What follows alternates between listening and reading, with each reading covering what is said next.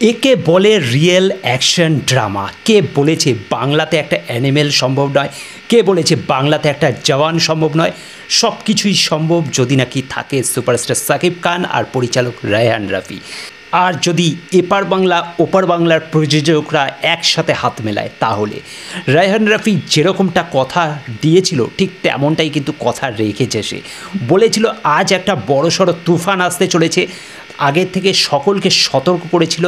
ঠিক তাই, তুফান কি এরকম ভয়ঙ্কর তুফান বোধহয় আমি এর আগে দেখিনি। এরকম বাংলা ছবি, এটা ভাবা জাস্ট আমি নিজেকে বিশ্বাস করতে পারছি না ভাই। What a teaser! কী ছিল এটা? মানে পুরোপুরি অ্যানিমেল ফেল। মানে যারা নাকি এতদিন অ্যানিমেল দেখে লাফাচ্ছিল, আমার মনে হয় বাংলাতে তারা যদি এটা দেখে সত্যি সারপ্রাইজ হয়ে যাবে আর ভাবতে পারবে না যে এটা কোনো বাংলা ছবি। অসাধারণ একটা টিজার, ভয়ঙ্কর একটা টিজার। শুধু তুফান নয়, মানে প্রলয় ঘটছে এখানে। সাকিব খানকে আমরা পুরোপুরি অন্য রূপে পাচ্ছি। এরকম ভয়ঙ্কর রূপ বোধহয় তাকে আগে কেউ দেখেনি। তাকে সাধারণত ওই রোম্যান্টিক লুক বা একটা ইমোশন টাইপের ক্যারেক্টার এরকম তো আমরা অনেক দেখেছি, অ্যাকশানও দেখেছি, কিন্তু এরকম ভয়ঙ্কর অ্যাকশান, এরকম অ্যাকশান বোধহয় আগে দেখিনি। ওই যে সিনটা যেখানে কি বাথটবের মধ্যে মানে বসে পুরো চিৎকার করছে একেবারে টিজারের শেষে, সেটা দেখে যে কেউ সারপ্রাইজ হবেই হবে। আমার মনে হয় সাকিব খানের অন্যতম বেস্ট অভিনয়, বেস্ট পারফরম্যান্স হতে চলেছে তুফান, আর তারই ইঙ্গিত দিচ্ছে এই টিজার। মানে অসাধারণ ট্রিটমেন্ট, অসাধারণ প্রেজেন্টেশন, আর যা খেল দেখালো, সত্যি যেরকমটা তারা দাবি করেছে তার থেকেও বেশি কিছু দিয়েছে। আমি হয়তো এতটাও আশা করিনি।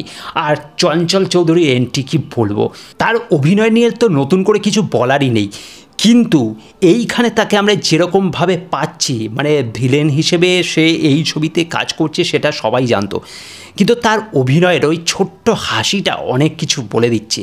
ওই যে ভয় পেয়েছি রে তুফান, ভয় পেয়েছি, ওইটুকুর মধ্যে তার যে পারফরম্যান্স সত্যি অনবদ্য। এবং সেই সিনে তো বললামই, সাকিব খানের সেই চিৎকার আর সেই গর্জন, মানে সব কিছু তছনছ করে দেবে। তো আমার মনে হয় সাকিব খান এবং চঞ্চল চৌধুরীর একসাথে এই কাজ সেরা কাজ হতে চলেছে এবং তাদের কেরিয়ারের বেস্ট পারফরম্যান্স হতে চলেছে তুফান। সত্যি সিনেমাটার ট্রিটমেন্ট অসাধারণ কিছু হতে চলেছে এবং তারই ঝলক এই টিজারে রয়েছে। যেরকম বিজিএম, যেরকম লুক অ্যান্ড ফিল, যেরকম তার মধ্যে পারফরম্যান্স দেখলাম, সব কিছু মিলিয়ে একেবারে কিছু সেরা কিছু আসতে চলেছে। সত্যি এই টিজারটা দেখার পর আমার এক্সাইটমেন্ট আরও বেড়ে গেল। অবশ্য পোস্টার দেখেই আমি বুঝতে পেরেছিলাম যে অনেক বেটার কিছু এটা হবে, কিন্তু দেখো পোস্টারে তো অনেক কিছু ভালো লাগে, কিন্তু পরে যখন ছবির প্রোডাক্ট আসে তখন গিয়ে বোঝা যায় যে না, পোস্টারে আমরা যতটা দেখেছিলাম অতটা নয়। ছবির কাজ আলাদা, ভিডিওর কাজ আলাদা, আর এখানে ভিডিওর কাজ দেখে আমি এটুকু বলতে পারি এই কাজটা সেরা কাজ হতে চলেছে। মানে কি কাজ দেখিয়েছে, এরকম বাংলাতে ভাবা যায়? এটা সত্যি রায়হান রাফিকে একটা স্যালুট করব আমি, যে এরকমভাবে সে এই ট্রিটমেন্টটা করেছে, যেটা দেখিয়েছে মানে অসাধারণ।